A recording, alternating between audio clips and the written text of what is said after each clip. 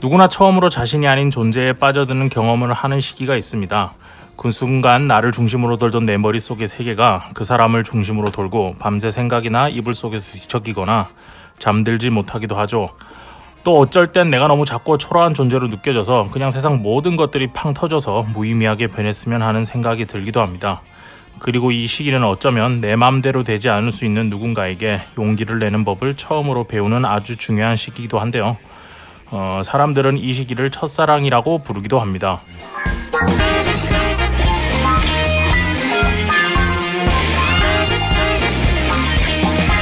2019년 7월 창빛출판사에서 이런 첫사랑에 대한 시원한 바닷가의 인연과 고양이로 이어지는 내용으로 출간된 한 작품이 있습니다.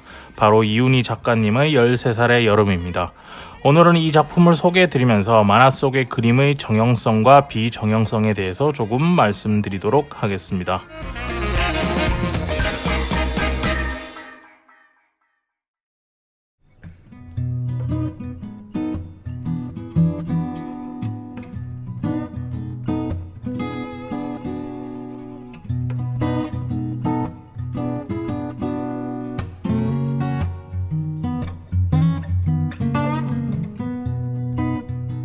안녕하세요. 성인수의 만화클래식 진행자 성인수입니다. 한 주 동안 잘 지내셨습니까? 성인수의 만화클래식 70편 시작하도록 하겠습니다. 여름이라서 너무 더워요. 여름 잘 보내고 계신지 모르겠네요. 저희 집은 이제 에어컨을 껐다 켰다 하면서 겨우겨우 이렇게 버티고 있는데 요 근래에는 계속 인터뷰만 많았어요. 그래서 저희 인수니는 코믹스와 만화클래식 근황을 좀 알려드릴 수 있는 시간이 없어서 오늘은 작품 소개하기 전에 이렇게 좀 근황들을 좀 전해드리고자 이렇게 먼저 얘기를 좀 하도록 하겠습니다. 거의 63편부터 거의 2달 가까이 계속 인터뷰 아니면 듀오로 앉아서 방송만 해서 저희 소식을 좀 전해드릴 시간이 없었던 것 같아요. 자, 먼저 저희 인수니는 코믹스에서 진행 중인 성인수의 만화 클래식이 팟빵의 8월달 추천 팟캐스트로 선정되었습니다.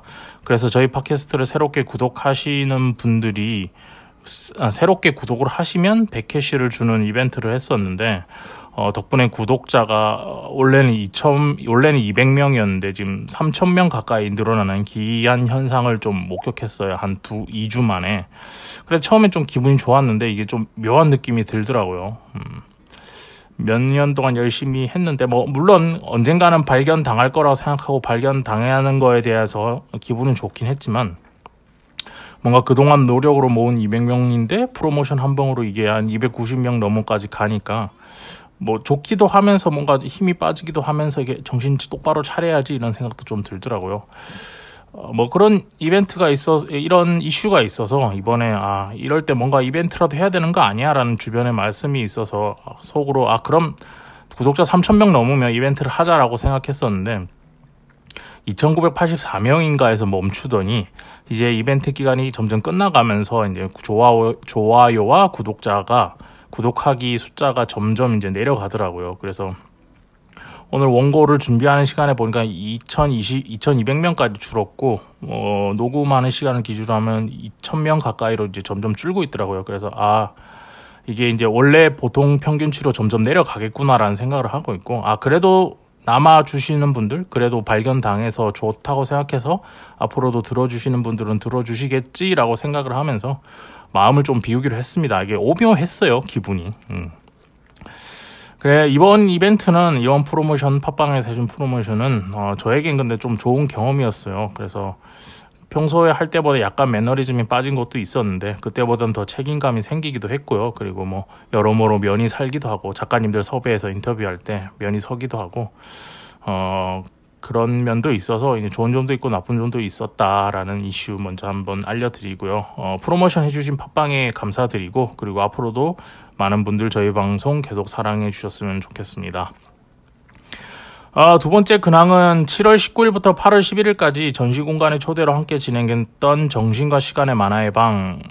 전 맨날 이렇게 만화의 방이라고 하더라고요. 원래 공식 명칭은 정신과 시간의 만화방 2호점 사이드 B인데 이 전시가 성황리에 마무리되었어요. 관련해서 이번 전시를 준비하기 위해서 그 만화방에서만 볼 수 있는 13편의 단편 만화들과 8번의 토크쇼를 이제 작업을 진행을 했고요. 그리고 그것들을 텀블벅 크라우드 펀딩을 통해서 한 권의 책으로 묶는 작업, 단행본 작업을 지금 하고 있어요. 근데 다행히 텀블벅이 초과 달성돼서 진행이 잘 됐고요. 그리고 지금은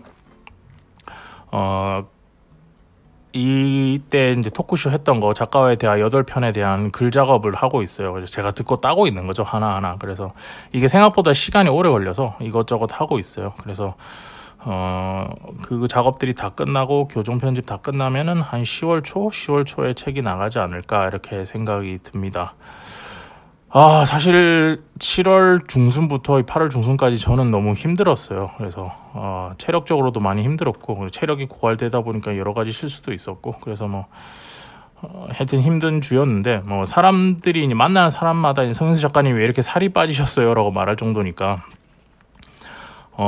저도 제가 살이 빠졌다는 걸 느꼈거든요. 그러니까 뼈에 살이 좀 더 가까이 달라붙는다는 느낌? 예전보다 이렇게 몸에 뭔가 붙어있는 것들이 빠지네 이런 느낌이 좀 있어서 기분 좋기도 하고 이것도 근데 너무 급격하게 빠지면 안 되니까 라는 생각도 좀 하고는 있었습니다. 근데 어쨌든 다양한 루트를 통해서 많이 홍보를 했었고, 그리고 저희 성인수의 만화 클래식에서도 이제 홍보를 했었죠. 그래서 많은 분들이 참여를 해주셨고, 전시회도 와주셨고, 또 토크쇼에도 많이들 와주셔서 좋은 결과가 나온 것 같습니다. 이제 책 잘 만들어서 배송하도록 하겠고, 그리고 그 사이 도와주신 여러 작가님들과, 그리고 저희 전시 공간 DP 해주신 김영광 작가님, 그리고 전시 공간, 그리고 모두 고생하셨고 감사드립니다. 자, 마지막 근황은 조금 좋은 소식입니다. 좋은 소식이죠. 저희 성인수의 만화 클래식의 첫 광고가 9월 중순부터 들어올 예정입니다. 다행히도 만화와 관련된 광고여서 서로 윈윈할 수 있을 것 같아서 너무 좋은데요. 이게 내용이 진행되는 부분들이 있는데 아직 자세한 건 좀 말씀드리기가 어려워요. 그래서 아마 정리가 되고 세팅이 되고 나면 중간중간 쉬는 타임에 이제 제가 매번 그거 나오잖아요. 똑같은 음악에 여러분께서는 지금 진지한 만화이야기 성인수의 만화 클래식을 듣고 계십니다. 저는 진행자 성인수입니다 라고 말하는 부분 있잖아요. 그 부분들 이제 이번에 새로 나올 광고가 들어갈 거예요. 홍보 영상이 좀 들어갈 거고, 그리고 그것들이 무엇인지는 9월 중순부터 한번 방송에서 확인해 보실 수 있을 겁니다. 제가 그때 방송의 중간중간에 넣도록 하겠습니다. 기대까지는 아니고, 그리고 방송 들으시고 본인에게 필요하다 싶으면 가서 많이 구매해 주시면 좋을 것 같아요. 자, 이제 근황 토크가 좀 많네요. 발음도 잘 안 된다. 제가 지금 어제도 인터뷰 녹음을 했고, 또 한 3, 4일째 거의 잠을 제대로 못 자고 있어요. 의자에서 자고 계속 이런 식이라 지금 막 몸이 좀 많이 힘든 상태라서, 이게 잠을 못 자니까 사람이 기운이 허해서 발음이 잘 안 되고 혀가 좀 꼬입니다. 그런데 다행히 오늘은 원고가 잘 준비되어 있어서 이렇게 원고를 잘 읽으면서 하고 있는데, 그래도 좀 꼬이더라도 이해해 주시면 감사하겠습니다.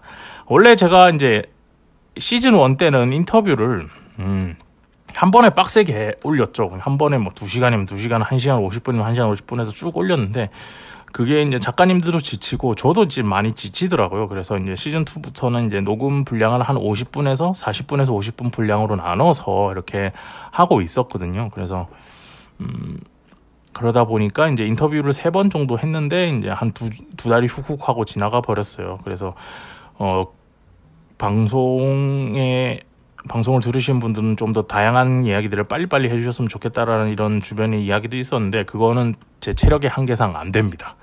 요 정도에서 저희도 타협해서 최대한 그래도 방송 쉬지 않고 계속 올릴 수 있도록 이렇게 하도록 할게요. 그래서 2019년에는 이제 올해는 딱히 쉬는 거 없이 이렇게 갈 거고요. 2020년이죠 이제. 앞자리가 바뀌네요. 2020년부터는 그 시즌 3로 돌입할 건데, 그때는 방송을 좀 이제 12편 하고 한 편씩 쉬는 걸로 세팅을 좀 새롭게 해서 해보려고 하고 있습니다.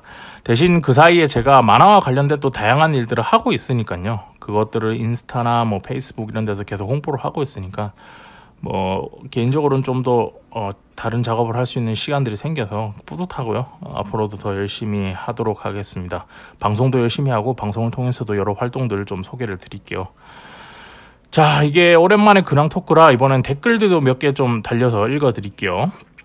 먼저 이게 팟빵 팟빵 게시판, 팟빵에 있는 성인수의 만화 클래식 게시판에 달린 댓글입니다. 미미키키님이 최재훈 작가님 인터뷰 정말 잘 들었습니다. 비슷한 감성을 가진 예술가들은 결국 만나게 되는 것 같다는 말이 인상 깊게 남았어요. 말하시는 것도 너무 재밌고 성인수 작가님과 케미가 잘 맞는 것 같아요. 앞으로도 진행하실 코너 기대됩니다. 화이팅이라고 남겨주셨습니다.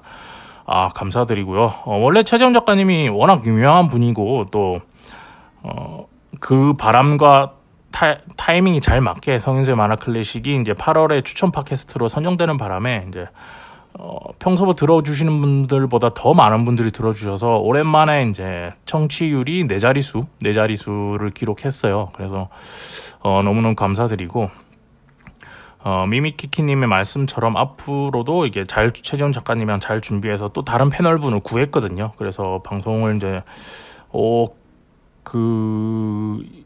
조만간에 한번 모실 건데 그건 이재민 평론가님이랑 같이 이제 방송을 한번 할 거고, 그리고 12월 달에는 다른 패널 분이랑 같이 방송이 지금 예정돼 있어요. 그래서 그분과 함께 또 재미있는 얘기 들려드릴 수 있으면 좋을 것 같습니다. 지금 최재훈 작가님 제가 알기로는 지금 벨기에 가 계신 걸로 알고 있거든요. 벨기에에 한국 만화 관련해서 이제 전시가 있는데 거기에 최재훈 작가님 작품들이 소개가 되는 걸로 알고 있어요. 그래서 그분 바쁩니다. 그분 바빠서 3달에 한 번 정도 만나서 이제 방송 녹음을 할 수밖에 없는데, 어쨌든 앞으로도 잘 해서 준비를 해서 좋은 방송 들려드리도록 하겠습니다. 자, 다음 댓글은 미다진구님이 구독해요 잘 들을게요 라고 써주셨습니다. 이분 제가 기억하기에 8월 추천 팟캐 이벤트 진행되는 날 첫날에 이렇게 댓글을 남겨주셨어요. 그래서 감사합니다. 앞으로도 꾸준히 들어주시고 설마 이렇게 줄어들고 있는 구독자 중에 한 분은 아니시겠죠. 앞으로도 좀 꾸준히 들어주셨으면 좋겠고 저희도 열심히 준비하도록 하겠습니다. 감사드리고 다음은 남우현님이 자주 듣고 있습니다. 최근 전시회를 못 간 게 아쉽네요 라는 말씀을 해주셨습니다.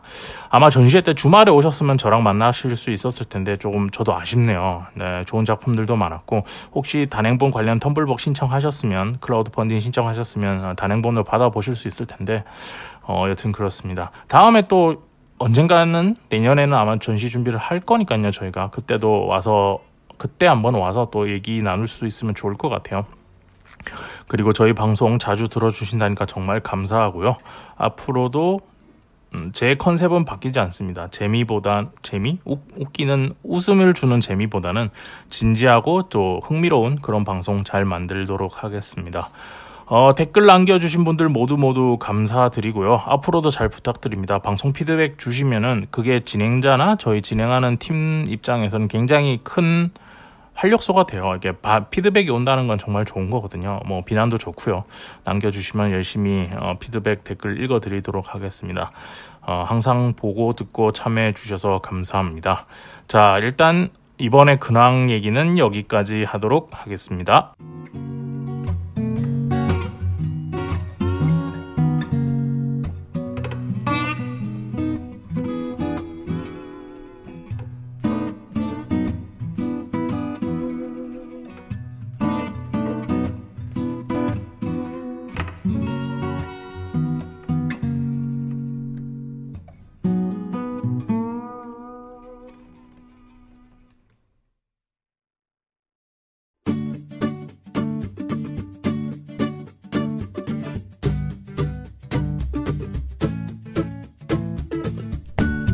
여러분께서는 지금 진지한 만화 이야기 성인수의 만화 클래식을 듣고 계십니다. 저는 진행자 성인수입니다.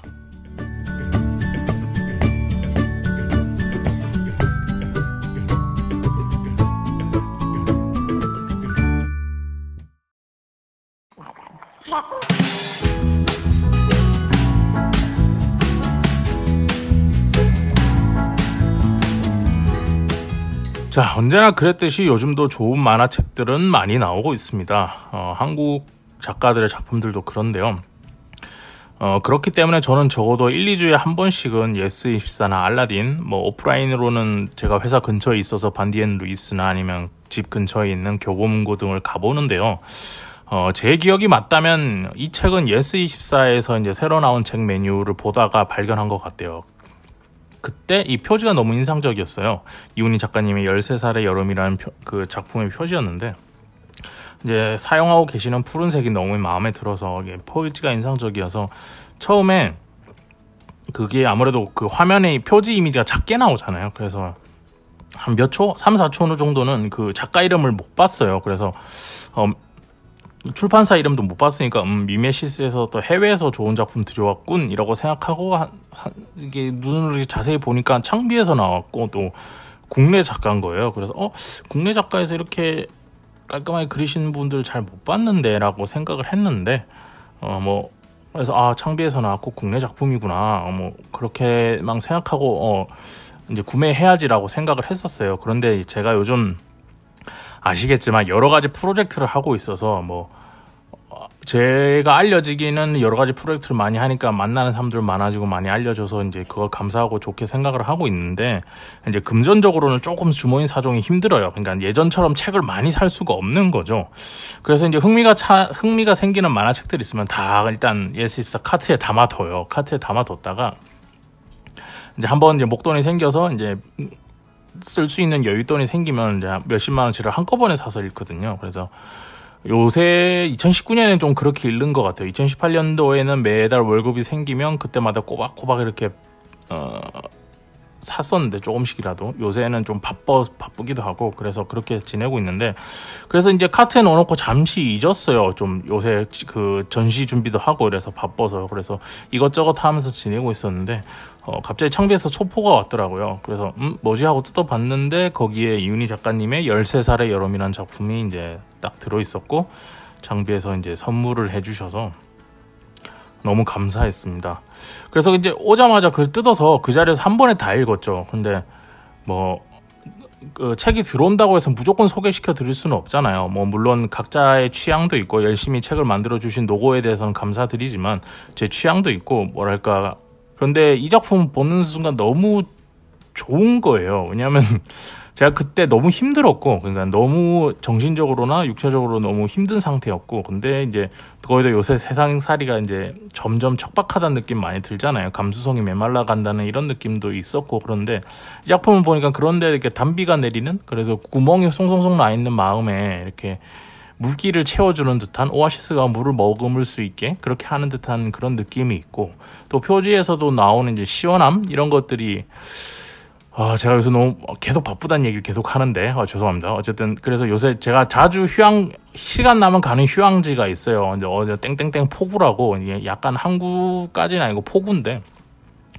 거기 가면 이제 조금만 걸어가면 백사장도 있고 이렇게 거기 또 포구에 있는 고양이들을 밥 챙겨주면서 이렇게 산책도 하고 이런 데가 있어요. 내려가서 근데 지방인데 거기 포구도 좀 생각나고 내용을 보다 보니까 그리고 이 다루고 있는 내용도 약간 처음 사랑에 대한 느낌? 첫사랑이라 부르는 아이들의 그런 사랑이죠. 우리가 말하는 어떤 피지컬적인 그런 사랑, 육체적인 사랑 이런 것들을 제외한 어떤 그런 정신적인 자기도 모르게 일어나는 화학 반응 같은 그런 사랑에 대해서 얘기를 하고 있어요. 그래서 그리고 그거를 작가님 되게 잘하셨더라고요. 그러니까 어릴 때는 자기가 그 감정이 무엇인지 정확하게 정리하거나 인지해내지 못하잖아요. 그래서 이리 뒹굴 저리 뒹굴 하는데 그게 뭔지를 몰라서 그걸 점점 알아가고 이제 기억 속에 남아있다가 어른이 돼서 많은 것들을 알게 되면서 그때 내가 이런 상태였구나 이런 느낌이었구나 라고 이제 단어로 정리가 되잖아요. 근데 그 전 단계 아이들이 그 상황에 놓였을 때 그렇게 하는 그런 것들을 너무 잘 표현해 놓으셔서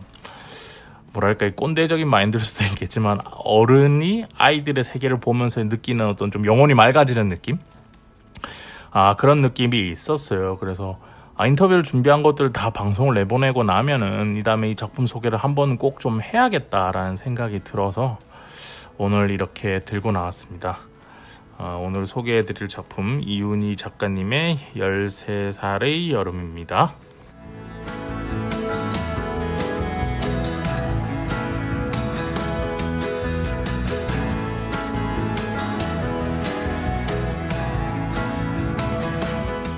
우선 이윤희 작가님의 13살의 여름이 어떤 내용인지 인터넷 서점에서 볼 수 있을 정도만큼의 내용으로 먼저 소개해드리죠. 저는 내용 스포는 잘 안 하니까요.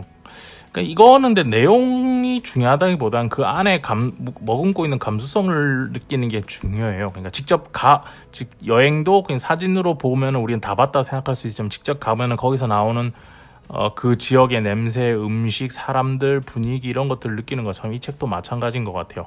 그러니까 내용은 되게 심플한데 그 안에서 머금고 있는 감수성은 이제 봐야지만 알 수 있는 그런 부분들이 있는데, 자 일단 이것도 인터넷 서점에서 이제 끌고 온 책 소개 한번 읽어드릴게요. 좋아하는 마음은 어떤 걸까요? 13살 그때 우리에게 보내는 풋풋하고 아릿한 사랑의 인사. 섬세한 묘사와 세련된 그림체가 빛나는 이윤희 작가의 장편 만화 13살의 여름이 출간되었습니다. 1998년 여름을 배경으로 초등학교 6학년 여자아이 김혜원의 학교 생활과 심리를 서정적으로 담았습니다. 단짝 친구, 교환일기, 짝바꾸기, 그림 전시회, 피구게임, 우유급식 등 학교에서 겪는 에피소드가 현실감 있게 펼쳐집니다. 마음의 끌림, 떨림, 엇갈림 등 좋아하는 마음의 결을 다정하게 담아내어 지금의 어른이뿐 아니라 성인에게도 잔잔한 감동과 여운을 주는 작품입니다. 라고 되어 있네요. 이 소개대로 맞아요. 이 소개대로인데 이거에 이 작품을 이 소개대로 이런 내용인데 이걸 보고 나면 이제 다 개개인이 독자분들 읽으시는 분들이 개개인의 감수성, 개개인의 생각들이 다 있잖아요. 기억들이 있고 기억 속의 인물들은 다 다르고 서로 사람마다. 근데 그런 것들이 좀 생각날 거예요. 그래서 그런 것들을 좀 잘 소개해주고 있네요. 이렇게. 그래서 이 작품을 이제 이렇게 인터넷에서 소개되고 있는 걸 읽어드렸고, 그리고 역시 창비 작품이라는 게 올해 미숙 소개해드릴 때도 이제 정원 작가님 소개할 때도 말씀드렸지만 참 작가 소개가 짧다.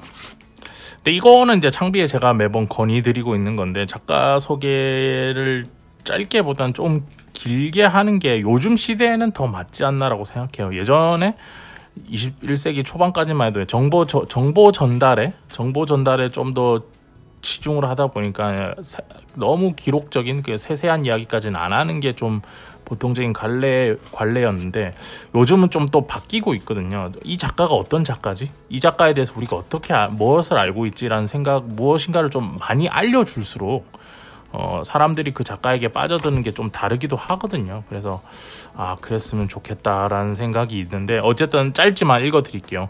이윤희 작가님에 대해서 창비가 소개하고 있는 겁니다. 대학에서 애니메이션은 공부하고 일러스트레이터이자 만화가로 활동하고 있다.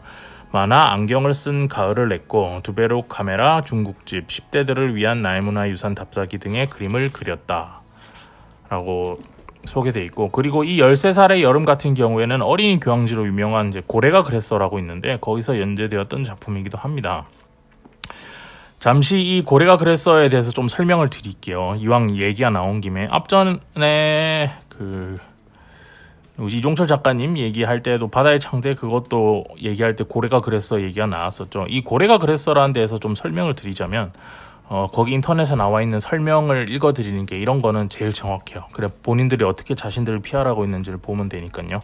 고래가 그랬어는 아이들이 품고 있는 소중한 인간적 자질들을 재미와 즐거움 속에서 드러내도록 돕습니다. 사람으로 살아간다는 건 무엇인지, 동무와 어울려 살아가며 연대하는 일이 얼마나 귀한 일인지, 자연과 조화를 이루며 사는 일은 왜 필요한지에 대해 이야기합니다.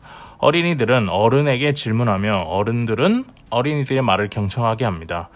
고근은, 여기서 고근은 고래가 그랬어를 줄여 쓰는 겁니다. 고근은 어린이와 어른이 함께 행복해지는 책입니다. 라고 소개를 하고 있습니다. 원래 이렇게 뭐 웹툰도 마찬가지겠지만 작가라는 존재는 지속적으로 지면을 실을 수 있는 지면이라는 게 있어야 돼요. 여기 지면에는 이제 크게 범주를 크게 퉁쳐서 웹툰도 지면이라고 치죠. 그냥 그렇게 얘기를 합니다.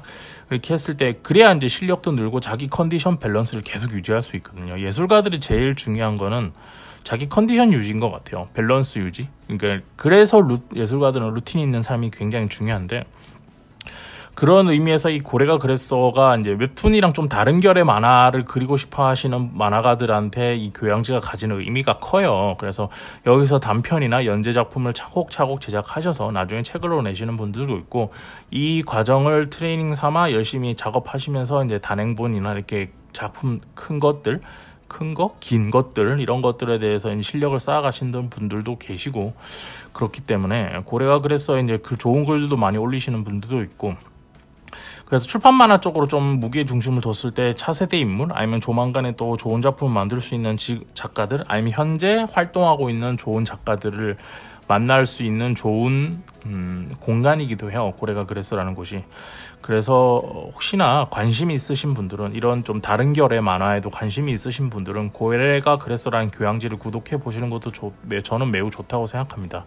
앞전에 소개드렸지만 본인들을 이렇게 줄여서 고그라고도 이렇게 부르는 것 같아요. 근데 구글에서 그냥 고래가 그랬어라고 검색하면 곧바로 나와요. 그리고 한 권 정도는 사이트에서 무료로 감상이 가능하더라고요. 이번에 들어가서 보니까. 이걸 한번 보시고 이런 잡지구나 이렇게 생각하시면 되고, 그리고 여러 가지 의미로 의미가 있는 잡지니까, 여러 가지 의미로 의미가 있는 매거진이니까 관심이 있으신 분들은 한번 관심 가져주시고 또 구독해 주시면 좋을 것 같아요.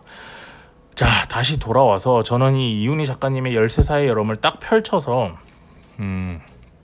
보면서 굉장히 기분 좋았던 게 한 두세 가지 떠올랐는데, 그 중에 하나를 좀 먼저 소개시켜 드리자면, 원래 이게 이 작품, 어떤 작품을 보고 이제 다른 작품들이 연상해서 생각나기도 하잖아요.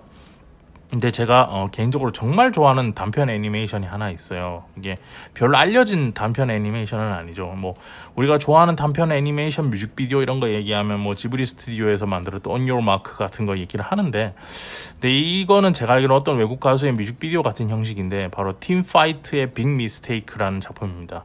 파이트가 싸우다의 FIGHT가 아니고 그냥 FITE예요. 그래서 팀 파이트, 이름이 팀 파이트고, 그리고 영어 제목은 빅 미스테이크, 큰 실수란 이런 작품인데, 지금도 유튜브에서 검색하시면 곧바로 나옵니다. 근데 이게 좀 옛날 뮤직비디오라 화면 비율도 요새 비율이 아니에요. 요새는 16:9 아니면 1920, 1080 비율을 쓰잖아요. 근데 좀 옛날이라 720/480 비주얼의 이제 애니메이션이거든요. 근데 제가 이 애니메이션을 대학교 때 이제 이것저것 하다가 발견하고 너무 좋아해서 1년에 몇 번씩 찾아보는 건데, 그 애니메이션을 보면서 느꼈던 그 그림의 느낌과 이 이윤희 작가님의 작품, 이번 작품, 다른 작품이랑 좀 다릅니다. 그래서 이윤희 작가님의 이 13살의 여름에서 보여주고 있는 그림이 좀 비슷해요. 근데 어떤 식으로 비슷하면, 만화 그림에서 일단 짧게 말씀드리면 정형화된 세계로만 잘 구성되어 있는 그림을 보여주는 느낌이 있어서 그게 매우 깔끔해요. 그래서 오늘 그 부분을 좀 얘기를 드리려고 하는 건데, 이게 보통 그림 실력으로 되는 게 아니거든요. 그래서 그 부분을 좀 설명을 드릴게요. 우선 이제 많은 예술 중에 만화라는 표현 방식은 일단 스토리를 품고 있죠. 짧게든 길게든 무조건 스토리를 품고 있어. 서사를 품고 있게 되는데, 그렇게 되면 1페이지에 나오는 주인공이 300페이지에 나오는 주인공과 동일 인물이라는 것을 독자가 인지하게 만들어줘야 돼요. 보시는 분들이 이 1페이지에 나왔던 A라는 인물이 뒤에 가도 같은 인물이구나 라는 걸 느낄 수 있게 그려야 된다는 거죠. 그래서 뭐 회화나 일러스트는 한 장의 그림의 퀄리티를 이렇게 있게 들어가지만, 만화 같은 경우에는 그래서 캐릭터의 특징을 잡아서 이제 그려서 그 특징을 인지시키거나 겉모습을 되게 이렇게 잘 꾸며서, 심볼릭하게 꾸며서 그거를 그 독자들이 보는데 인지시키는데, 그렇게 하다 보면 캐릭터의 대부분은 이제 외향적인 부분에서 심볼릭하게 그릴 수밖에 없어요. 모든 만화가 그래요. 뭐 우리가 보는 일본 만화, 뭐 외국 북미 만화, 뭐 유럽 만화 다 그렇습니다. 근데 유럽 만화를 보시면 이런 외부적인 심볼릭이 좀 더 다른 만화에 비해서 약하죠. 그 부분은 다음에 또 기회가 되면 설명을 드릴 건데, 어쨌든 이렇게 외향적인 부분에서 독자가 똑같은 인물이라는 걸 인지할 수 있게 이렇게 만들어야 되는데, 그 말의 뜻을 뜯어보면, 이제 논리적으로 이론적으로 뜯어보면 일정한 정형성을 띄어야 된다는 거거든요. 그래야 캐릭터를 동일한 인물이라고 이제 볼 수 있기 때문에 일종의 독자와의 약속, 규칙 같은 건데, 자, 이렇게 되면 문제가 뭐냐면, 겉모습을 어떤 캐릭터를 잡아서 똑같이 그리게 되면 너무 반복적으로 그리게 되고, 심플릭해지고, 그리고 심플하고, 그리고 플랫해지는 느낌을 가지게 돼서 그런 것들이 단점으로 동반될 수밖에 없어요. 왜냐하면 일정한 규칙을 가지고 이렇게 계속 그 인물을 그리게 되다 보니까. 근데 그렇게 정형적인 내용만 따지고 놓고 보면 가장 그 정형화된 세계에서 제일 잘 따지게 보면 제일 잘 그린 그림은 복사 붙여넣기 하는 거예요. 1페이지에 나왔던 얼굴 그대로 복사 붙여넣기 해서 입만 바꿔서 다른 표정인 것처럼 한다든지. 그런데 이렇게 해서 1페이지부터 300페이지 뭐 200페이지까지 수십 번 수천 번 등장할 텐데 그걸 똑같은 걸 복붙할 수도 없는 노릇이고, 또 그렇게 하면 가독성도 떨어지고 독자들도 작품에 집중하지 않고 뭔가 이건 아닌 것 같은데 사기당한 느낌, 이 사람의 노력을 사지 못하는 듯한 느낌, 이런 것들이 받게 됐잖아요. 그래서 실험 만화가 아닌 이상 그런 식으로는 잘 안 해요. 그래서 이런 겉선의 정형성 위에 우리가 비정형성을 같이 담아줘야 되거든요. 그게 무슨 말이냐면, 그 겉선은, 캐릭터의 겉선은 어떤 정형적인 느낌으로 가져간다면 그 캐릭터의 감정이 드러나는 입과 눈, 표정, 그리고 몸물에서 움직일 수 있는 제스처, 그리고 옷의 주름, 명암에 따른 그림자 잔선, 뭐 이런 것들을 통해서 뭐 머리카락의 움직임이, 뭐 이윤희 작가님의 13살 여름 같은 경우는 그런 부분에 있어서도 좀 얘기할 수 있는데, 이런 것들을 계속 바꿔줘요. 컷컷마다. 똑같은 인물인데 새롭게 그린 것들을 독자님한테 계속 신선함을 제공하기 위해서 그런 비정형성을 그 안에 계속 채워 넣는다는 거죠. 모든 만화에서 그림은 그렇게 그려집니다. 그리고 그 위에 이것만 가지고도 안 되니까 이제 카메라 앵글로 구도를 잡죠. 뭐 옆에서 잡고, 뒤에서 잡고, 앞에서 잡고, 위에서 잡고, 45도에서 잡고, 45도 위에서 잡고, 15도 아래서 잡고, 이런 식으로 계속 구도도 바꿔주는데, 그 구도도 일정한 연출 그 언어가 있어요. 그 언어의 법에 맞춰서 점점 바꿔주고, 이제 이렇게 하다 보면 그 작품이 좀 길게 가더라도 독자들이 똑같네, 반복적이네 라는 느낌을 받지 않고 계속 그 스토리에 집중을 해서 내용을 읽어나갈 수 있는 거거든요.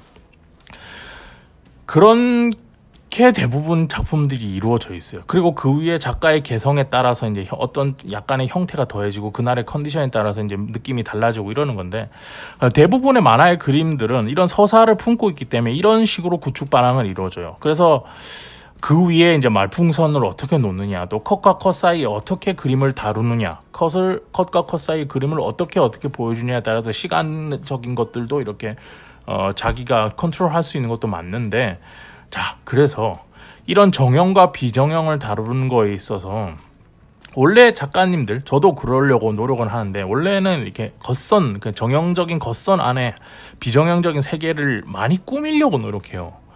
많이 등장하는 것들이 이제 잔선 넣는 거죠. 그게 나쁘다는 게 아니고, 소묘하듯이 명암선을 넣는, 잔선을 넣는다든지, 옥주름을 그 컷마다 좀 다르게 그린다든지, 이래서 겉선만 있으면 내부가 텅 비어 있는 느낌을 주는 것들을 많이 좀 상쇄시키기 위해서 많이 노력을 하는데, 오늘 소개해드릴 이윤희 작가님의 13살의 여름이라는 작품은 우선 그런 점에서 비정형적인 선들이 거의 등장하지 않고, 이런 겉선의 움직임을 통해서 그래도 비정형성, 겉선의 정형적인 이 캐릭터의 정형성을 더하는데 그 안에서 비정형성을 찾는 방식으로 이 그림을 많이 그리셨거든요. 근데 이게 상당히 어려운 일입니다. 웬만한 실력으로는 이렇게 되는 게 아니에요. 그런데 왜냐하면 구도도 많이 바꿔야 되고 표정 이런 것들도 그때그때 많이 생각해야 되거든요. 근데 이런 부분에서 연구를 많이 하고 고민을 많이 해야 되는 게 있어서 이게 잘 안 돼요. 근데 어떤 작가들은 뭐 이제 여기서부터는 작가의 선택인 거죠. 어떤 사람들은 겉선보다는 이런 비정형성에 좀 더 축을 두고 그걸 다 발전시키는 사람들도 있고, 그 만화도 그 만화대로 훌륭한 거고, 이제 유럽 만화들이 그런 식으로 많이 그리죠. 근데 정형성 겉선으로 최대랑 잘 꾸며져 있는 거는 그런 조합, 다시 설명할게요. 그러니까 정형성과 비정형성의 대칭이랄까요, 이런 것들이 좀 잘 돼 있는 거는 아무래도 북미 만화가 그런 것 같아요. 저는 그렇게 느낍니다. 그리고 일본 만화는 이게 비정형성보다 정형성을 많이 좀 더 추구를 해서 그린 겉선이라든지 이런 거에 대해서 좀 더 고민을 많이 하고 그리는데, 어쨌든 이렇게든 저렇게든 그렇게 이제 선택해서 발전해 나가는 부분들이 있는데, 이번에 소개해드리는 이윤희 작가님의 이번 13살의 여름 같은 경우에는 우선 그런 고민의 단계는 좀 뛰어넘은 작가다. 그런 고민들은 다 지나간 작가, 그런 고민들은 해결된 작가라는 생각이 들어서, 이분이 참 겉선을 이렇게 정형화된 색을 잘 쓰는구나 라는 생각이 들어서 좀 그림 볼 때 좀 좋았어요. 그리고 그런 것들이 이 만화를 볼 때 약간 좀 사이사이에 이제 여유 구멍이 있는 거죠. 그러니까 안 좋게 말하면 텅 빈 건데 텅 비었다는 느낌이 들지 않고, 독자님들이 그런 그 비정형의 세계에 자기 감성을 좀 더 많이 불어넣을 수 있는 그런 작품이어서 전 그래서 그림을 볼 때 색감도 잘 쓰셨고 그래서 되게 좋았어요. 그래서 이런 부분이 앞에 설명드렸던 제가 소개해드렸던 팀파이트의 빅 미스테이크란 그 애니메이션과 좀 닮아있는 구석이 있어요. 그래서 그 애니메이션이 오랜만에 떠올라서 이 작품 보고 나서 그 빅 미스테이크를 한번 보고 또 이 13살의 여름도 한번 쭉 이렇게 한번 다시 더 봤거든요. 그래서 그런 재미가 좀 있다. 그런 부분에서 이렇게 이미 어느 한 축으로 자신의 세계를 발전해 나가는 작가의 그림체 이런 것들을 보는 거가 있어서 그런 재미가 있어서 팀파이트의 빅 미스테이크 한번 영어로 검색하면 나오니까 한번 보셨으면 좋겠어요. 노래도 좋고 거기서 다루고 있는 내용들도 좀 저는 되게 좋았어요. 그래서 그것도 한번 보시면 좋겠고 이 작품의 두 번째 매력 요소는 좀 컬러입니다. 이게 책이 한 500페이지 돼요. 한 480페이지 되나? 이게 페이지 수 나오는 것만 480페이지니까 거의 한 500페이지죠. 500페이지 되니까 요새 사람들은 책이 두껍거나 무거우면 잘 안 보거든요. 근데 이 점에서 창비가 좀 고민을 많이 했던 것 같아요. 이게 만약에 서점에 있는데 이거보다 더 무거웠으면 사람들이 많이 안 샀을 것 같아요. 근데 이걸 그람수라든지 뭐 아트지로 작업했으면 이제 서점에서 표지 벗고 좋네 하고 딱 책을 줬는데 너무 무거워서 안 샀을 것 같은데 500페이지 육박함에도 들었을 때 별로 이렇게 무겁다는 느낌이 그래도 생각보단 덜하는 느낌? 그냥 묵직하다는 느낌? 음식으로 치면 약간 포만감이죠. 이걸 사서 꽂아주면은 내가 이 작품을 사서 보는 거에 대한 포만감이 느껴지는 그런 느낌이 있고 또 판형도 신국판이 아니라 좀 더 작은 거를 썼어요. 제가 보기엔 이게 국판 같은데 국판보다 조금 작을 수도 있고 이런 걸 쓰는 이유가 이제 책이 길지 않아서 한 손에 들고 이렇게 읽기가 좀 편해요. 그래서 저도 요새 작업하면서 만화는 신국판보단 국판이 더 어울리는가라는 고민을 좀 많이 하거든요. 그래서 이 책을 보면서 책 판형에 대해서 고민을 그래도 창비가 많이 하고 냈구나라는 생각이 들었고 또 500페이지 가까운데 컬러입니다. 컬러인데 2만 원밖에 안 해요. 그러니까 이게 적어도 한 요 정도 500페이지 하면은 한 25,000원에서 28,000원 받아야 되거든요. 솔직히 얘기해서. 근데 이게 저는 이제 업자 마인드에서 그렇게 생각하는데 이런 점에서 출판사나 작가님들이 우리는 어쨌든 자본주의 시대에 살고 있는데 적어도 요만큼 한 5,000원 정도는 양보를 했다고 저는 생각해요. 이제 제가 교감하기엔 그렇습니다. 그런 마음도 좀 고맙죠. 이렇게 그나마 이 페이지의 컬러인데 그거에 비해서 좀 싸게 냈구나라는 생각이 들어서 저는 그런 생각이 들었습니다. 그래서 그런 마음에서 한번 소장해 보면 좋지 않을까. 그리고 컬러도 굉장히 시원하게 잘 썼어요. 그래서 처음에 이제 바닷가가 등장하는데 그 바닷가 느낌이 너무 좋아서 그 컬러 느낌은 보면 또 다른 애니메이션이 떠오르는 게 있는데 그건 조금 이따 또 설명드릴게요. 그리고 세 번째 요소는 요새는 이제 이런 말조차도 안 쓰죠. 디지털이란 말과 아날로그란 말 자체도 너무 식상한 세계상이 되어버렸는데 그래도 그 단어들을 들을 때 양쪽에서 감수성을 다 품을 수 있는 사람들이 있잖아요. 저희 세대는. 그런 사람들에게는 여전히 이제 추억하게 되는 지점들이 분명히 있어요. 앞에서 설명해준 여러 가지 얘기들도 있지만 저 같은 경우에는 이제 우리 때는 물을 보리차로 많이 끓여 먹거든요. 그래서 집에 큰 주전자에 요새는 대부분 정수기로 먹지만 그 보리차를 이렇게 큰 주전자에다가 팩을 넣어서 끓이고 나면 이제 뜨겁잖아. 그러면 그거를 요새 이런 말 쓰는지 모르는데 베란다라고 그러죠. 베란다에다 내놓고 식힌단 말이죠. 그 기억이 막 나더라고요. 근데 식히는데 이게 물을 먹고 싶은데 당장에 물을 넣고 내가 학교 마치고 집에 오면 어머니는 이제 좀 쉬어야 되잖아요. 쉬고 계시고 엄마 물 어디 있어요? 이러면은 보리차 베란다에 식히고 있다. 그러면 쫄쫄 나가서 그 보리차 한 잔 따라서 먹으면 아직 덜 식어서 약간 미지근한 보리차를 먹었던 기억이 나든지 나중에 또 냉장고에 넣어서 차갑게 만들어서 마실 때 그 시원함 그런 보리차의 느낌 이런 것들도 좀 생각나고 요즘은 이제 카톡이나 SNS로 다 소통이 되니까 감정이 직선적이죠. 곧바로 튀어나가는데 그런 것들이 요새 그래서 그랬기에 요새는 없어졌을 연애 편지나 친구끼리의 교환일기라든지 그런 아날로그적인 감수성, 물건이 오가야 되는 그런 것들에 대한 요새로 치면 요새 보기 힘든 낭만 같은 거죠. 그런 것들도 좀 보여주고 있어서 아까 1998년도를 계기로 하고 있다고 했잖아요. 그래서 그런 부분에 있어서 좀 보는 추억, 그냥 기억들이 추억으로 변해지는 그런 느낌들이 좀 있어서 그런 재미도 좀 있었어요, 저 같은 경우에는. 그리고 네 번째로는 좀 철저히 아이들의 시각으로 풀어간다는 건데, 모든 작품은 사건들을 품고 있죠. 어떤 것들은 사소한 사건이 있고 어떤 것들은 좀 큰 사건 상황을 이렇게 꾸미기도 하는데, 그때마다 이 작품 같은 경우에는 주인공들이 약간 어리기 때문에 자신의 감정이나 자신 앞에 벌어지고 있는 상황들에서 당장에 이해하지는 못하지만 그냥 그 다음 생활로 넘어가는 것들이 많아요. 근데 그런 작품들, 그런 모습들을 종종 발견하게 되는데, 이게 지금 3, 40대 이제 20대 후반쯤 되면은 인생을 그 정도 살고 나면 이 모습들이 지금 보면은 아, 저게 어떤 모습이구나, 저런 것들이 어떤 모습이구나라는 거를 금방 파악하게 되죠. 근데 저 나이 때는 모른다 이거지.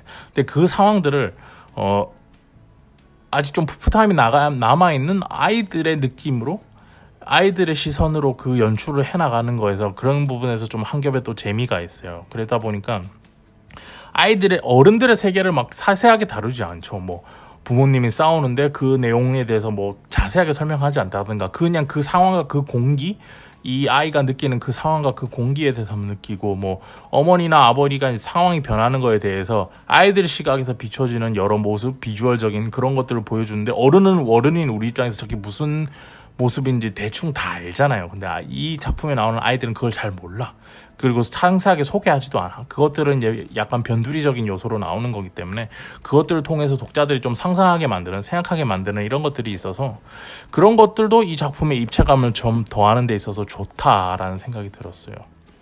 그래서 앞서 설명드린 이런 내용들이 다 복합적으로 잘 이루어져서 이 이윤희 작가님의 13살의 여름은 어떤 작품이냐, 누구에나 있을 법한 어린 시절의 여러 요소들이 다 다르죠. 다 다른 여러 요소들이 아날로그 느낌으로 독자에게 전해주는 그런 작품이어서 요즘처럼 좀 삭막하고 내가 좀 뭔가 마음이 푸석해진 느낌이 들고, 그리고 요새 SNS를 통해서 너무 많은 뉴스와 너무 많은 것들을 보다 보니까 보는 것만으로도 에너지를 많이 소비하잖아요. 근데 그런 분들에게 예전 어린 시절의 경험과 기억을 꺼내서 이것들을 추억으로 만들어주는, 추억으로 소환시켜주는 그런 작품이다라고 저는 생각이 들어요. 그래서 이런 것들을 이제 비주얼적으로 아주 아까 얘기했듯이 정형화된 세계 속에서 컬러감으로 시원한 바다와 색감, 여러 가지 따뜻한 노란색이나 붉은색 계열들이 좀 많이 등장하거든요.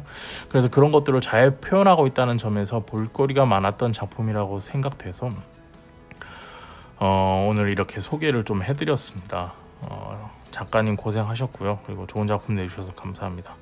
저는 이 작품을 한 3번 정도 읽었는데 보면서 자꾸 그런 좀 생각나는 작품이 있었어요. 아까 팀파이트의 빅 미스테이크도 떠올랐고, 또 예전에 1993년 일본 애니메이션 중에 바다가 들린다라는 애니메이션이 있는데,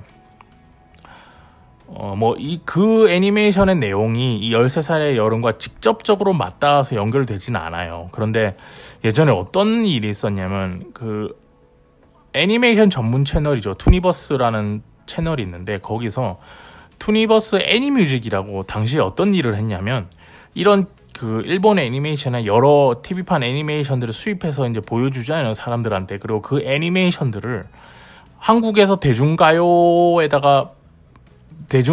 BGM으로 깔아놓고 그것들을 한 5분 내지 3분으로 이렇게 축약해서 편집해서 뮤직비디오처럼 이렇게 만드는 것들을 좀 많이 했어요. 그래서 뭐 박완규 씨의 언론 같은 경우는 카우보이 비밥, 어쨌든 그 OST로 부른 거니까 그렇게 해서 편집한 적도 있고 여러 가지로 이렇게 많았는데, 지금까지도 가장 많이 생각나는 게 뭐냐면 그 당시에 유행했던 터보 있잖아요. 지금 김종국 씨가 있었던 터보, 그 김종국 씨랑 마이키가 활동할 때 그 시절의 터보예요.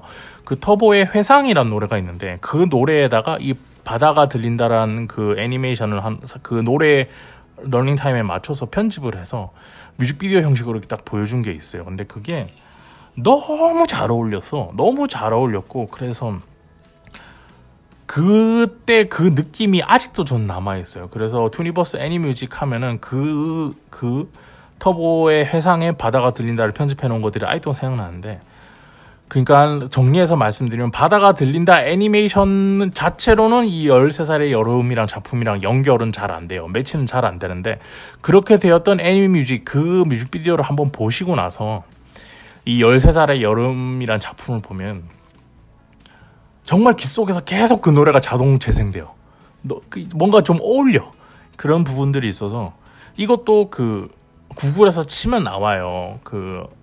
바다가 들린다 투니버스 이렇게 검색만 하셔도 원래 올리면 안 되지만 너무 옛날 거라서 그냥 올려놨더라고요. 누가 반디캠으로 찍어서 올려놓은 것도 있고 이렇게 됐던데, 그것도 한번 보시고 나면 화질은 되게 구려요. 화질은 되게 안 좋은데 그거 한번 보시고 나면, 그거 보시고 나서 이 작품을 또 보고 나면 또 또 새롭게 피어나는 여러 애틋한 감성과 풋풋함이 좀 느낌이 있어요. 그러니까 이 작품 처음 구매하셔서 보실 때 한번 이 작품 보시고, 그 다음에 뭐 빅미스테이크, 아까 팀파이트의 빅미스테이크라든지 뭐 그것보다는 투니버스 바다가 들린다 이렇게 검색하면 나오는 이 영상, 터보 회상에 맞춰 나오는 이 영상 한번 보고 나면 분명히 좀 이렇게 펌핑이랑 펌핑되는 그 느낌이 있거든요, 이 작품에. 그래서 그렇게 해서도 한번 이 작품 봐보시고 그러면 되게 좋을 것 같아. 저는 그런 식으로 감상했습니다. 그러니까 어차피 추억에 대한 얘기니까 한 번은 작가님이 의도대로 한번 읽고, 한 번은 내 감수성에 맞춰서 한번 읽고, 또 한 번은 이렇게 저 같은 경우에 방송을 준비해야 되니까 한 번 또 읽고, 이렇게 하니까 정말 좋더라고요. 여러 번 읽으니까. 거기서 또 중간에 제가 좋아하는 고양이가 나오는데, 제가 요새 또 새끼 낳은 길고양이들을 요새 집 밖에서 케어를 하고 있거든요. 근데 그런 비슷한 내용들도 나와요. 그래서 그런 부분도 보면서 좋다 이렇게 생각을 해서 정말 좋은 작품이었다. 그래서 이번에 소개를 해드립니다. 여튼 그렇고요. 창비에서 이번에도 좋은 작품 출간해 주시고 또 보내주셔서 제가 잘 읽게 됐습니다. 그리고 잘 읽어서 이렇게 여러분들도 한번 읽어보시라고, 한번 감상해 보시라고 이렇게 소개를 드리게 되었고요. 이윤희 작가님도 이거 연재하면서 하신다고 길게 준비하신 것 같은데, 길게 만드셨던데 고생하셨습니다. 정말 수고하셨고, 마지막으로 이 책이 나오기까지 책을 한 권 만드는데 작가만 있는 건 아니죠. 이 책을 나오기까지 수고해 주신 분들 좀 소개해 드리면, 지은이는 역시 이윤희 작가님이시고, 펴낸 분은 강희루, 세기 편집은 이영재, 디자인은 이은혜, 조파는 박지연, 그리고 펴낸 곳은 창비였습니다. 좋은 작품 잘 봤습니다. 여러분도 한번 구매해서 감상해 보세요. 오늘은 이윤희 작가님의 13살의 여름 소개해 드렸습니다.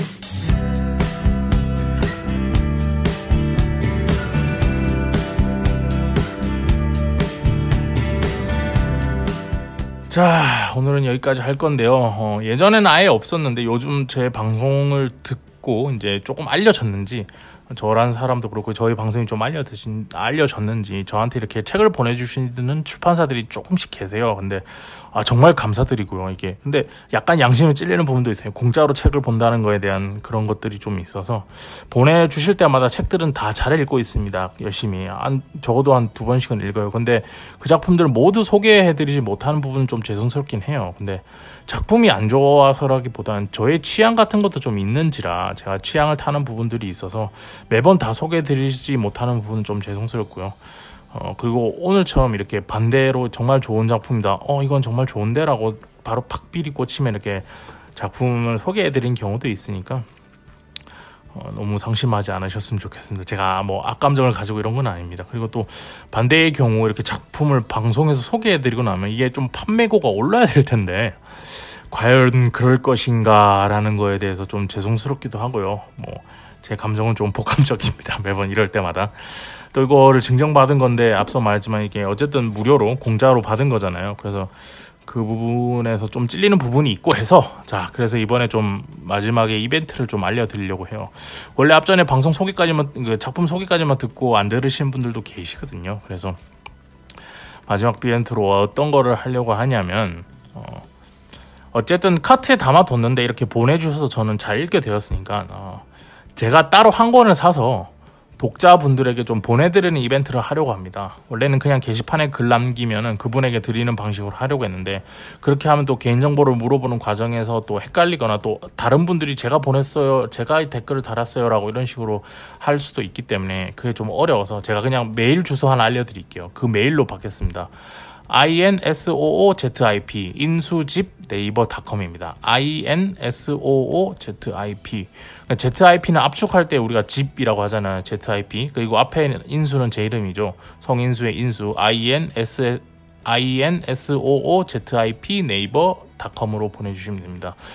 이쪽으로 제가 이 책을 꼭 읽고 싶다는 분들 계시면 메일을 보내주세요. 그럼 그 중에서 제가 채택한 분은 글을 방송에서 읽어드리고 또 인터넷 서점에서 구매를 해서 곧바로 말해주신 주소로 책을 보내드리도록 하겠습니다.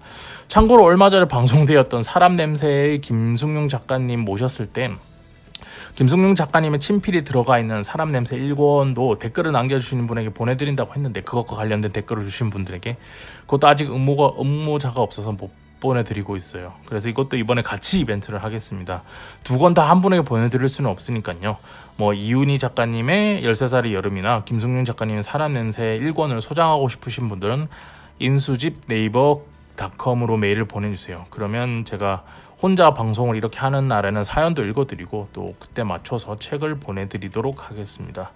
뭐 팟빵 프로모션 때문에 구독량이랑 청취자가 몇 배 늘어났으니까 이제 뭐 누군가는 연락 오겠지. 이제는 뭐 한두 명은 안 오겠어? 라는 생각이 좀 있고 뭐 이번에도 전혀 연락이 없다. 그러면 뭐 앞으로는 안 하는 거죠. 뭐 저도 제 기분이란 게 있는 거니까 뭐 그러니까 연락들 주세요.